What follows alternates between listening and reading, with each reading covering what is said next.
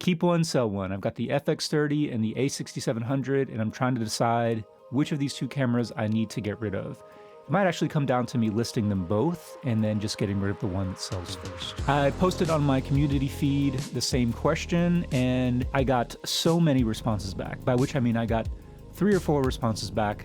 All of them were in the keep the FX30 camp. After making my last video, the 5 reasons that the FX30 is a better video camera than the a6700, that really kind of solidified for me that, for me, the FX30 is probably the better choice. I much more prioritize video than I do photography, and I already have a hybrid camera that I can use as a photo video camera. This is going to be very relaxed, sort of me just talking about these two cameras. I've had the FX30 since around March or April of this year, and I got the a6700 shortly after it was available, kind of widely available and easy to purchase, so for a couple months. This video is really going to be my experiences with these two cameras and less sort of like a technical side-by-side comparison. I'll show you lots of footage, but again, it's really less of a technical rundown and more just my experiences and how I feel about these two cameras.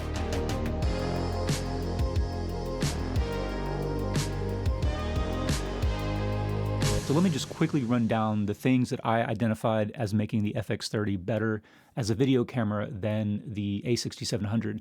The most important one is just the reliability of the FX30. It's got dual card slots, both SD and CF Express card slots. There are some extra shooting modes and resolution options and frame rate options that you have on the FX30 that you don't on the a6700, like DCI 4K, true 24p recording, 48 frames per second in the S&Q mode in that 24p mode. You've got Cine EI. You can input timecode into the FX30 with an additional cable. It can also output ProRes RAW over the HDMI. However, with all that said, you really do have the same quality between these two cameras. You have all the same codecs and bit rates in the same resolutions. Advantages of the a6700 for video really come from the addition of that AI chip, which is not in the FX30. It has the auto reframing function. For me, that's just not something that is super important. It seems a little bit more gimmicky than something that I would really take advantage of. However, for some people doing certain kinds of content, certain kinds of work, it might be a feature that you can really take advantage of. The other advantage of the a6700 is the autofocus. Now, don't get me wrong, the autofocus in the FX30 is sublime.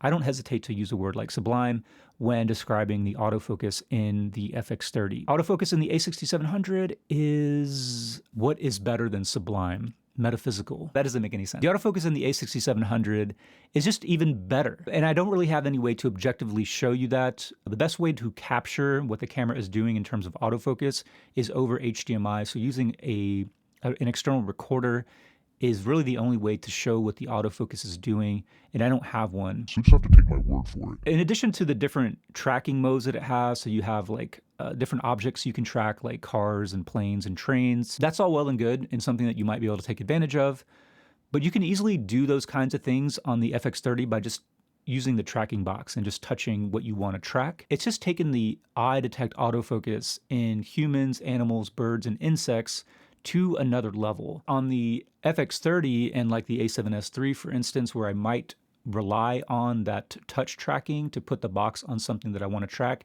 I don't really have to do that on the a6700. It just kind of tracks what I wanted to track by default.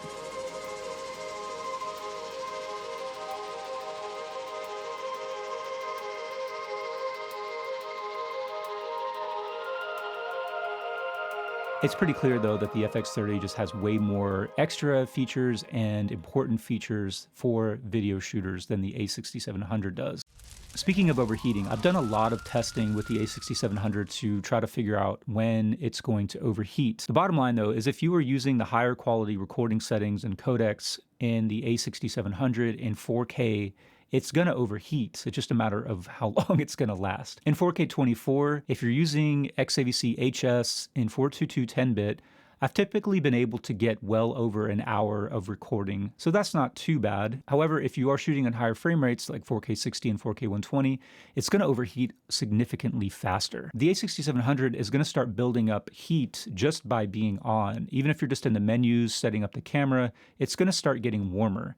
And then when you do start recording, it's going to have a base level of heat that's already been accumulated, and it's going to overheat all that much faster. One advantage of the a6700 that I made a dedicated video about is its webcam functionality. It will output 4K 30 over USB, so you don't need an HDMI and a dedicated capture card to get 4K 30 out of the a6700. It's going to overheat in that mode as well. In my testing, I got around 45 minutes of 4K 30 over USB before the camera overheated. There are some third-party fans that have hit the market that you can attach to the a6700 that should help reduce the overheating, or at least get longer run times in various modes in the a6700.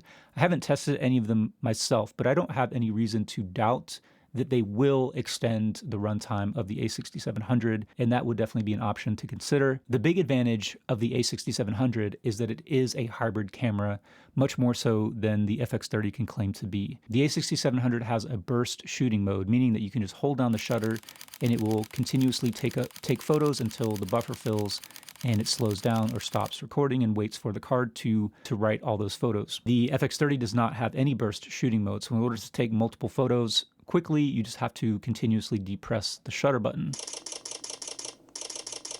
The a6700 has a mechanical shutter. However, the quality of the photographs coming out of the FX30 are going to be largely the same, minus those couple of advantages with mechanical shutter. And if you don't need a camera that's going to shoot fast action, if you don't need burst photographs, then the FX30 can do just fine. The last advantage of the a6700 is it has an EVF. I also think that that is a pretty big advantage for video shooting. And I know it's not everybody's jam to use an EVF for shooting video, but there are some times when you want to be shooting at eye level. I know, weird, right? And it's much easier to shoot at eye level when you can actually hold the camera up to your eye and look through the eyepiece, as opposed to holding it up to your face, in front of your face. The ergonomics are very different between these two cameras, and they have advantages and disadvantages. I prefer the bigger size of the FX30. I just find it more comfortable. I think it supports bigger lenses much more easily than the a6700 does. However, sometimes it's nice just to have a very small, compact camera. If that means that you actually take it with you and use it more, then that is an important advantage of the a6700. It's also much more discreet and inconspicuous than the FX30. It doesn't look as expensive, so if that's a concern like security, then maybe the a6700 is a camera that you might be more willing to just kind of take around with you wherever you go. To wrap up, I really do like both of these cameras. It is a hard decision to make. For me though, it really comes down to shooting video. As a content creator, you might find yourself in this situation where you're setting up your shot, you're getting everything ready to go, maybe you're cleaning up your background, which I didn't do. You're getting your camera set up and all the framing, and you might have the camera on while you're doing all of that, and then maybe it's been an hour, hour and a half while you're getting everything ready to go. The camera's been on the whole time, and then you just hit record. Maybe you're doing a live stream, a video podcast. You can do that with the FX30, and aside from the battery, you're not gonna have any issues with the camera. I just have it plugged in over USB so I can have it extended for hours and hours and hours. The a6700, you just couldn't do that. While the camera was on, it's going to be building up heat, and then when it comes time to actually record or stream or podcast or whatever, you're going to have to worry about that camera potentially overheating. The a6700 becomes more of a consideration the more and more you prioritize photography. And I can't really say when the scales tip in favor of the a6700. That's just going to be a question that you have to answer for yourself. How much do you prioritize photography? What kinds of photographs are you taking? Are you going to take advantage of burst shooting? Do you need that mechanical shutter? Do you want the EVF? If the answer to those questions is yes, then absolutely get the a6700. But if maybe it's only one or two of those things that you say yes to, and maybe it's not all the time that you need that, then you can probably get away with the FX30 as a photo camera as well.